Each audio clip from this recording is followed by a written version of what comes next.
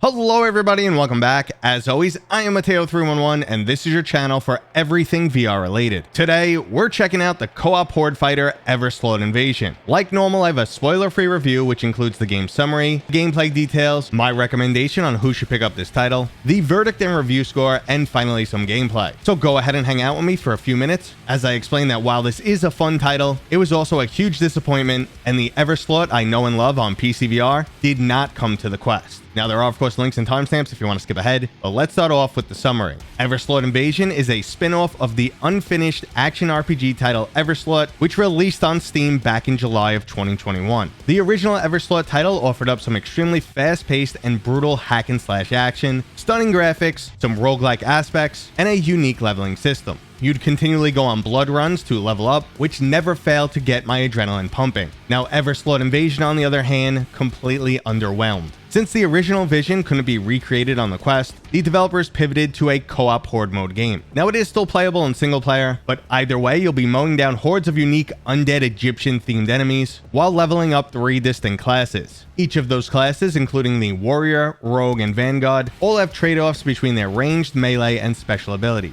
Everslaught Invasion will be releasing today on the Quest 2 for $24.99, which is an acceptable price tag for the amount of replayability this title offers. Now, jumping into my personal experience with the title, as a huge fan of the original Everslaught, I was pumped to play this game and even originally signed on to do a promotional video. However, once in game, I was immediately underwhelmed and was forced to change my mind on sponsored content. Mechanically, the game still works well, but the severely downgraded graphics diminished the overall immersion. Both melee and ranged attacks lacked impact, and both the graphics and animations look comical at times, making it hard for me to take this game seriously. I mean, it almost looks like your character's shooting confetti at the enemies.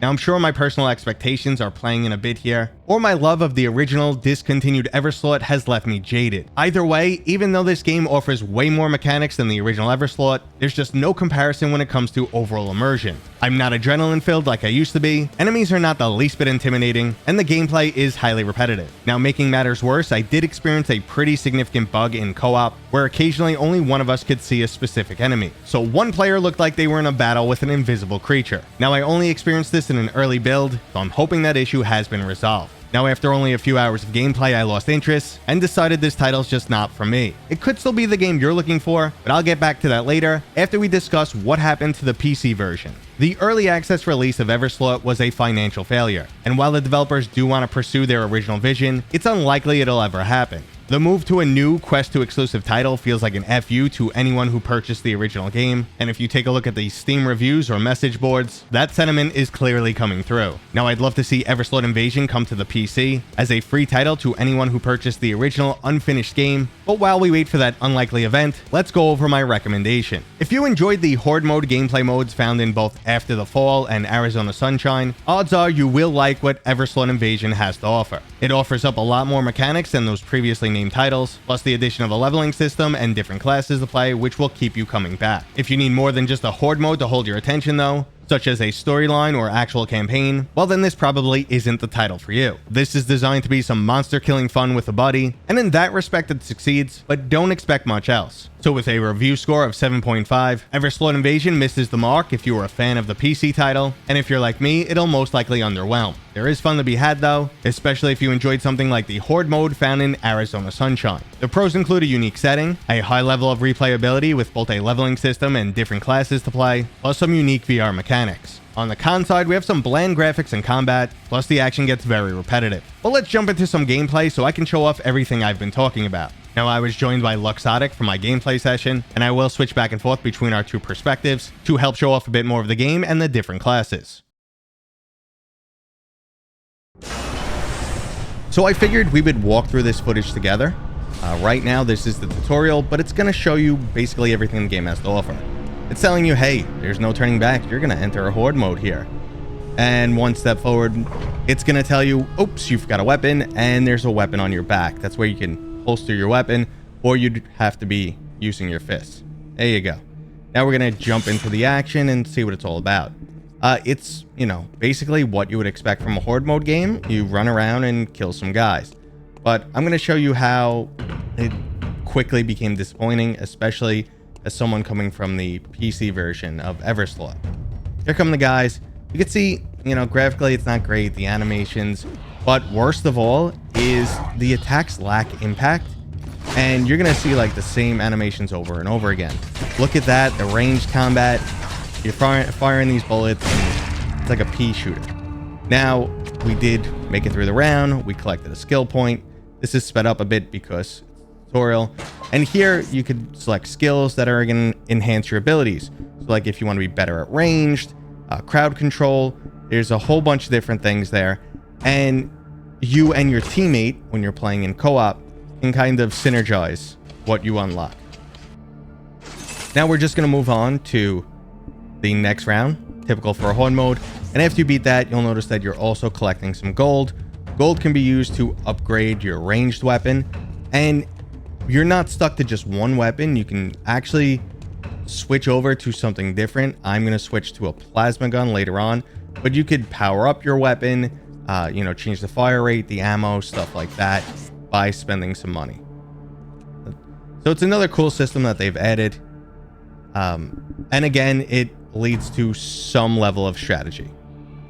Now, I just skipped ahead to the final mode. This is tutorial, so they're not throwing a lot of guys at you. They're getting you used to it. But, you know, I'm paranoid looking back and forth here, expecting to get attacked at any moment. You'll see I've switched my ranged weapon once the guys start showing up. So now I'm using like this plasma weapon. And again, it's mediocre, lacks impact. The blood is like dots that, you know, come out, which actually there was a reason for that. In the single player game, you are collecting blood, you're going on blood runs, but it just looks really goofy here. And it stinks because the game's all about the combat. And now, eventually you'd kill everybody, make it through, or die trying, and you level up in between missions. You could also unlock new weapons, and I'm currently running the Vanguard, the character that I thought was pretty damn cool. I liked his balance of ranged, and he felt tanky to me. High level of survivability. So there we go. That's me leveling up. And just in, you know, the tutorial, I went up one level. I think I was on easy difficulty there. But now we're going to jump over to some co-op footage. But we're going to use Luxottics because unfortunately I had about 10 gigs, 2 hours of gameplay, and all of the files are corrupt. And I do not have time. I just noticed that they were corrupt. I do not have time to recapture this footage. But anyway, here we are in the staging area. You get to pick your character, any weapon you're going to take. And you can see he's playing as the rogue. I'm once again playing as the Vanguard. So he's cycling through the different weapons that you can have on your arm. And again, your different melee weapon. There's a whole room that as you unlock weapons, you'll actually see what's available to you. That's where we're going right now. So these are some of the weapons that he's unlocked. And grab them right off the shelf and take what you want. Now they have different stats on how much damage, min-max damage they do. And here we go. We're going to jump into the game, which will be very similar to what you saw in the tutorial. Okay, so we are dropping into combat like I did in the tutorial. The only difference now is there are two of us. They will definitely throw more enemies at us, and we'll see how that combat goes. All right, so the horde is approaching. And again, you know, it's pretty much what you were expecting. The weapon he chose is actually like a single shot, does a lot more damage, but again, it is, you know, lacking that impact. You saw a decapitation there, and the head kind of just rolled for a minute and then faded into the steps. A lot of the immersion is lost, what I was talking about earlier. It is cool though, like there's a lot of guys coming at you and you have to work together as a team. Right now, this is, you know, still quite easy. I'm going to skip ahead to when the fight gets a lot more aggressive. But, you know, you pretty much see what to expect here. It's very much a horde mode. Okay, so I've skipped ahead a couple rounds, and you'll see things are getting more frantic. There's bigger enemies, these exploding guys, archers. You know, overall, the combat is getting a lot more aggressive. I wouldn't say more exciting or fluid. It's just getting more aggressive, more for you to deal with, more to focus on, and easier to die. And obviously, you have to work with your teammate better. So, Luxottic coming in from behind there and taking out that big dude. Very helpful. Okay, so the last clip here, I just wanted to show one of these bigger enemies that's actually stuck on the wall right now. He's preventing us from finishing the round. You could see the combat here. You know, again, there's no physics-based combat.